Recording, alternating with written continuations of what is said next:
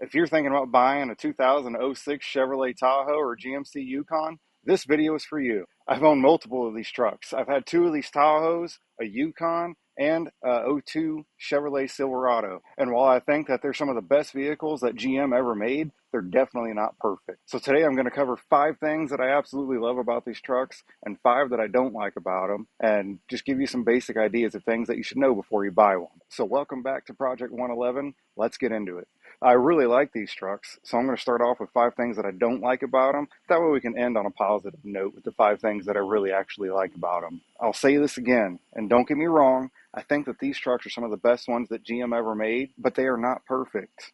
Every vehicle has its own flaws, and after owning multiple of these trucks over the years, along with almost 40 other vehicles ranging from a 1968 F100 as my first truck all the way up to 2022 Dodge Ram 3500 dually, I found a few things that consistently get on my nerves that are specific to these trucks. I've owned multiple GMT 800 platforms over the years, along with close to 40 other vehicles that were mine personally and not just ones that I was buying to scrap out. And through my ownership experience with these vehicles, I have found some things that I really don't like about them. And of course, the reason why I still have 2 of them in my driveway. So let's start with the bad and work our way to the good stuff. Number 1 issue with these trucks is the transmission. They're known for failure, and they're not exactly the strongest transmission in the world, but most automatic transmissions do have their own issues. My biggest pet peeve, because I've only had one of these transmissions go bad, would be the gearing within the transmission. The difference between first and second gear is just so vast that every time this thing shifts from first into second, the truck just falls flat on its face and it feels like you're starting over from scratch all over again, and you're slowly trying to build up RPMs.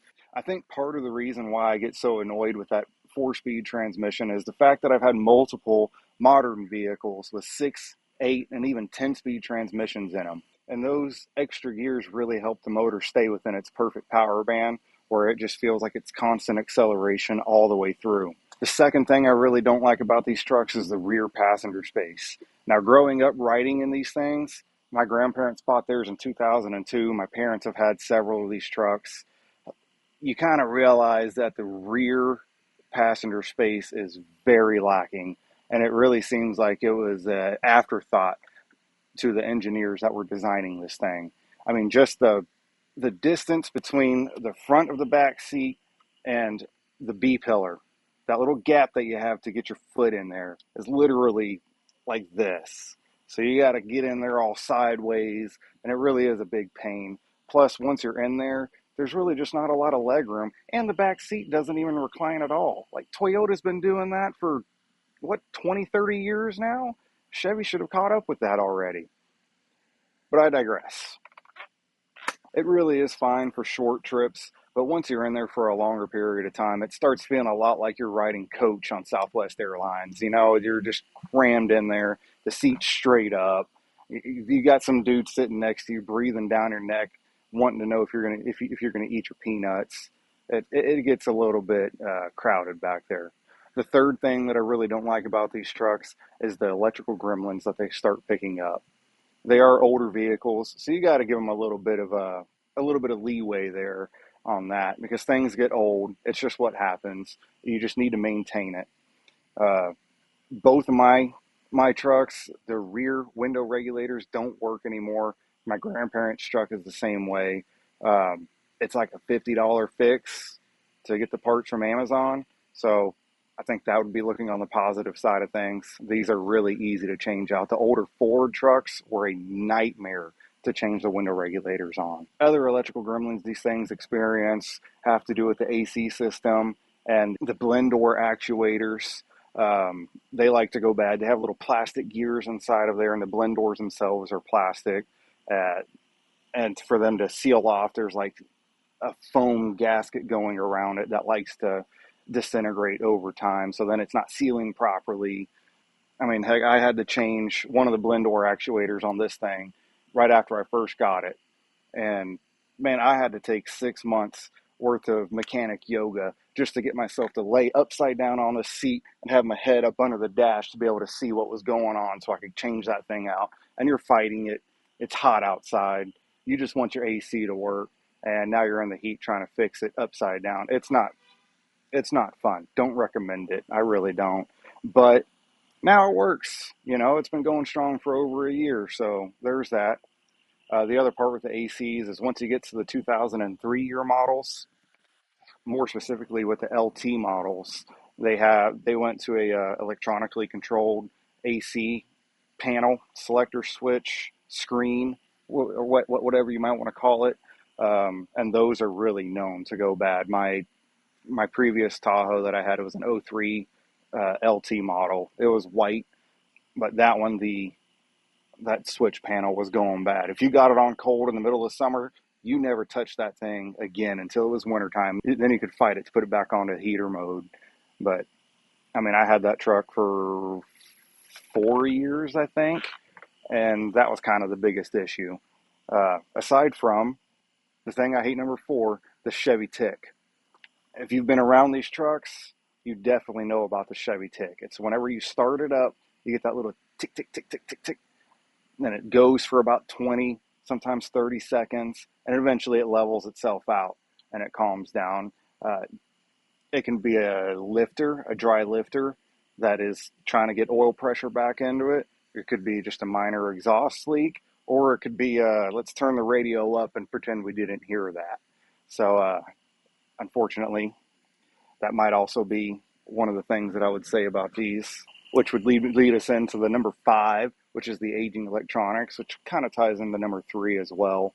But this is specifically with the radio that you want to turn up to get rid of that tick-tick noise and pretend it doesn't exist. Neither one of my trucks have working radios in them. Whenever I first got this thing, the radio worked, but within a few weeks, it got to the point where it literally hurt my ears to have that radio on. I don't know what it was. It just had this weird, more high-pitched sound to it that really got into my ear hole, and I didn't like it.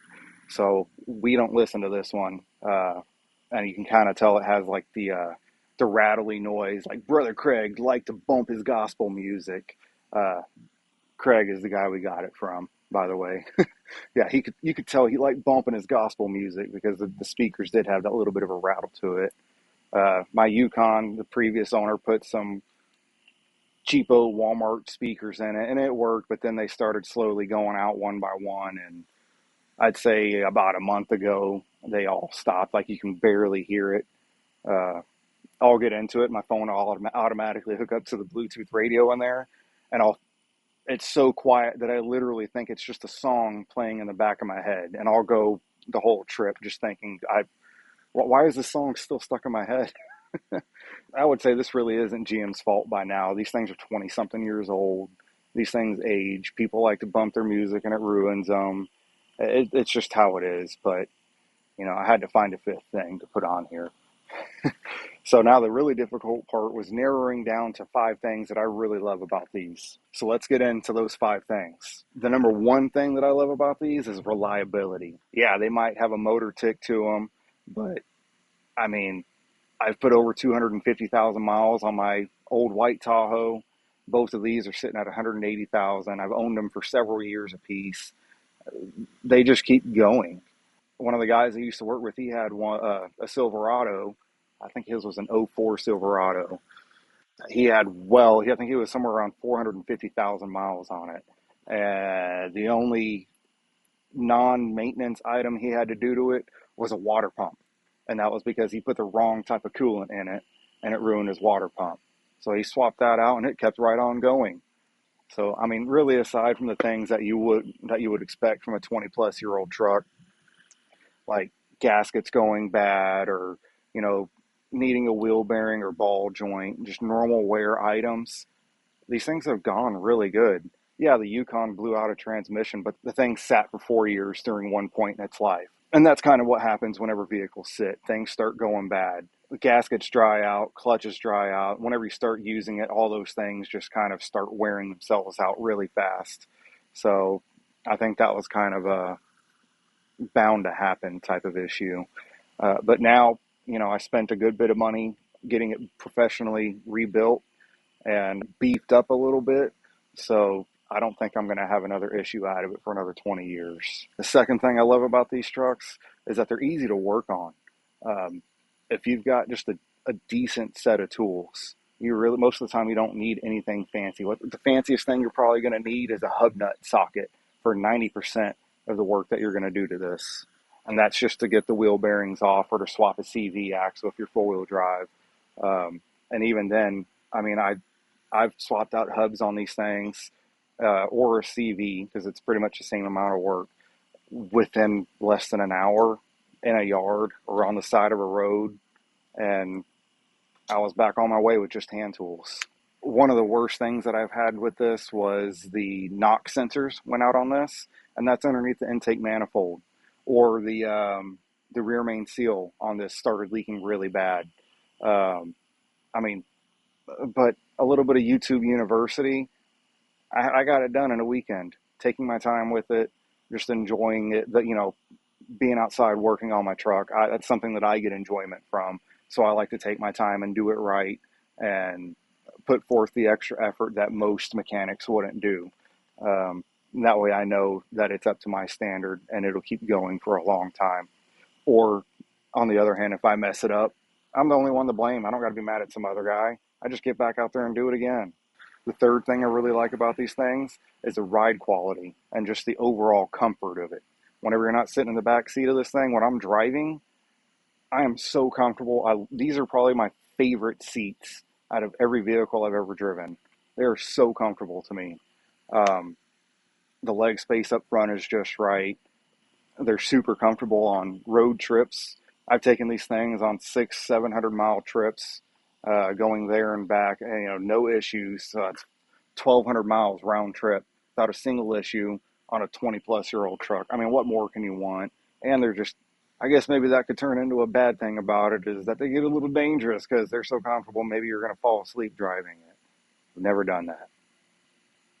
Anyway, so the fourth thing that I really love about these is they are surprisingly maneuverable. These things will turn so tight, it's like you're driving a little car. So that makes parking them super easy.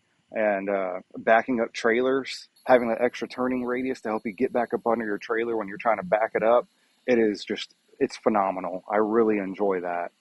I think the only other SUV I've ever had that could come close to these, and was probably even on the same level as these as far as turning radius, was my 22 Dodge Durango RT, and it had the sport steering package, whatever it was. That thing could turn really tight too. And for the parts that you can't maneuver, you got to curb check a curb here and there or whatever. That's why we lift it. That's why we put big tires on it, because that sidewall is taller than a curb. So I don't got to worry about that no more. That ain't my problem. Just little oopsies. And the fifth thing that I really love about these is that they hold their value. I've been driving since 2008, 2009, and looking at pricing these things out ever since then.